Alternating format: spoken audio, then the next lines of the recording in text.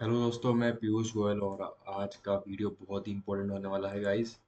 और गाइस आज हम देखने वाले हैं कि आप भी अगर एक एक्सपोर्टर हैं एग्रीकल्चर प्रोडक्ट के, तो किस तरीके से जो है आप किस तरीके से जो है आप एक एनपीओपी रजिस्ट्रेशन ले सकते हैं। एनपीओपी पता होगा आपको, एग्रीकल्चर प्रोडक्ट एक्सपोर्ट करना चाहते हो तो एनपीओपी रजिस्ट्रेशन बहुत ही जो है इम्पोर्टेंट रजिस्ट्रेशन होता है, जिसके बिना जो है आप एक्सपोर्ट नहीं कर सकते हो एग्रीकल्चर प्रोडक्ट।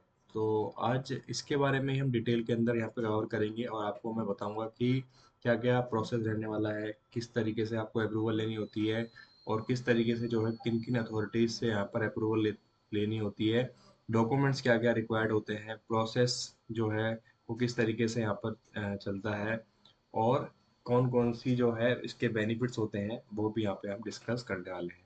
तो सबसे पहले तो हम ये जान लेते हैं, जो फुल फॉर्म होती है वो एनपीओपी की, वो है national program for organic product. Basically ये ऑर्गेनिक प्रोडक्ट का आप एक्सपोर्ट करना चाहते हो तो उस केस में जो है आपको एन एनपीओपी तो लेना ही पड़ेगा, बिना उसके आप ऑर्गेनिक प्रोडक्ट एक्सपोर्ट नहीं कर सकते हो। ठीक है। तो स्कोप क्या होता है एनपीओपी का? स्टैंडर्ड एंड प्रोसेस जो होता है वो ऑर्गेनिक प्रोडक्ट का यहाँ पे बताता है।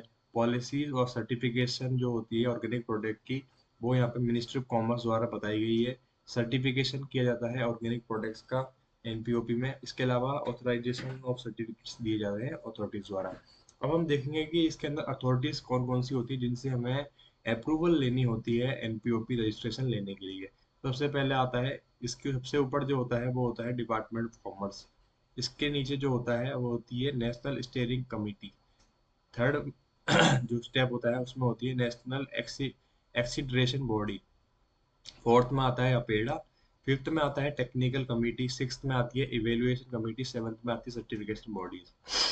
तो ये सारी बॉडीज है जिनसे हमें जो है अप्रूवल लेकर आगे बढ़ाना होता है प्रोसेस को। अब हम जानेंगे कि एनपीओपी वो लाने का क्या पर्पस था गवर्नमेंट का, क्यों लेके आई एनपीओपी जो है गवर्नमेंट। बिना एनपीओपी के जो है लोग काम कर रहे थे तो उसको लेके आने की क्या जरूरत पड़ी। तो इससे क्या होता है, एक ऑर्गेनिक प्रोडक्ट है जो बायर परचेज करता है उसको ये एश्योरेंस मिलती है कि एक पर्टिकुलर जो प्रोसेस से ये प्रोडक्ट निकला है और इसके अंदर जो भी सेफ्टी से इसके अंदर और प्योरिटी का यहाँ पर ध्यान रखा गया है, ये इंश्योर करता है। इसके अलावा जो है सर्टिफिकेशन होता है, सर्टिफिकेशन बॉडीज होती है उनकी यहाँ पर क्या है, एक तरीके से एक्सीडरेशन होती है कि जिससे कि इंश्योर होता है कि प्रोडक्ट एक सर्टेन क्वालिटी यहाँ पर मीट कर रहा है, तो उसके लिए यहाँ पे हेल्पफुल होता है। इसके लिए क्या है, ये सर्टिफिकेट्स प्रोवाइड कराता है ऑर्गेनिक प्रोडक्ट को एनएसओपी गाइडलाइंस के अंतर्गत। तो ये भी यहाँ पे बहुत ही इंपॉर्टेंट होता है। इसके अलावा प्रमोट करता है ऑर्गेनिक फार्मिंग को एंड ऑर्गेनिक प्रोडक्शन को। अब हम जानेंगे कि बेनिफिट्स क्या है एनपीओपी रजिस्ट्रेशन के। इससे क्या होता है, आपका कस्टमर सेटिस्फेक्शन यहाँ पे बढ़ जाता है कि एक ऑर्गेनिक प्रोडक्ट है, एक सर्टेन जो है अथॉरिटी के द्वारा अप्रूवल देकर ही सेल किया जा रहा है, तो वहाँ पर कस्टमर का ट्रस्ट इंक्रीज हो जाता है। इसके अलावा एनहांसमेंट होता है market creativity of your product. जब आपके प्रोडक्ट पर एनपीओपी का एक लोगो लगा होगा तो ऑब्वियसली आपका जो प्रोडक्ट है उसकी क्रिएटिविटी ज़्यादा हो जाएगी। आज आप देख लीजिए, जब आप गोल्ड लेके आते हैं, एक विदाउट हॉलमार्क का होता है गोल्ड, एक हॉलमार्क का होता है, तो वहाँ पर आपकी जो है अश्योरेंस किस पे ज़्यादा होती है, ऑब्वियसली हॉलमार्क वाले पे ज़्यादा होती है। इसके अलावा recognition relative market for your organization and organic supplier.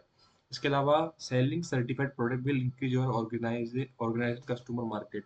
आप जब ऑर्गेनिक प्रोडक्ट आज हर कोई परचेज करना चाहता है, तो ऑर्गेनिक प्रोडक्ट आप एक बार अप्रूव करा लेते हैं एनपीओपी से, तो आपकी जो है कस्टमर मार्केट भी यहाँ पे बढ़ जाता है। इसके अलावा साथ के साथ जो है ये आपका इंटरनेशनल मार्केट में जो एंट्री है वो भी काफ़ी आसान हो जाती है। ठीक है। अब इसके बाद हम बढ़ते हैं आगे और अब देखेंगे कि ऑर्गेनाइजेशन को एनपीओपी लेना है तो क्या क्या रिक्वायरमेंट यानी क्या क्या डॉक्यूमेंट्स की यहाँ पे नीड पड़ने वाली है। तो सबसे पहले क्या है, उसको एक प्रॉपर फॉर्मेट में अपेडा को अप्लाई करने के लिए यहाँ पर एप्लीकेशन देनी पड़ेगी। इसके अलावा क्या है, जो भी फॉर्मेट में ऑर्गेनाइजेशन रजिस्टर है, जैसे कि प्रोप्राइटरशिप में, अपना पार्टनरशिप में या किसी भी अदर मोड में, वहाँ पर क्या है आपको ऑर्गेनाइजेशन का एक सर्टिफिकेट होता है, सर्टिफिकेट ऑफ रजिस्ट्रेशन, वो वहाँ पे देना होगा। इसके अलावा ऑर्गेनाइजेशन को क्या है, मेमोरेंडम ऑफ एसोसिएशन देना होगा। ऑर्गेनाइजेशन को सबमिट करना होगा स्ट्रक्चर ऑर्गेनाइजेशन को क्या है, लिस्ट ऑफ वर्कर्स देने पड़ेंगे जो कि वर्किंग कर रहे हैं उस फार्म पर, ठीक है।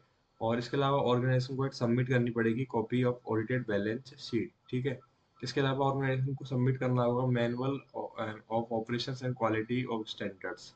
इस तरीके से जो है आपका ये प्रोसेस रहने वाला है। फिर भी आपको कोई भी डाउट लगे इसके रिगार्डिंग, ये इम्पोर्ट एक्सपोर्ट में और कोई भी आपको डाउट लगता है तो आप मेरे से कांटेक्ट कर सकते हैं, मेरे स्क्रीन पर नंबर भी दिए हुए हैं। Thank you guys.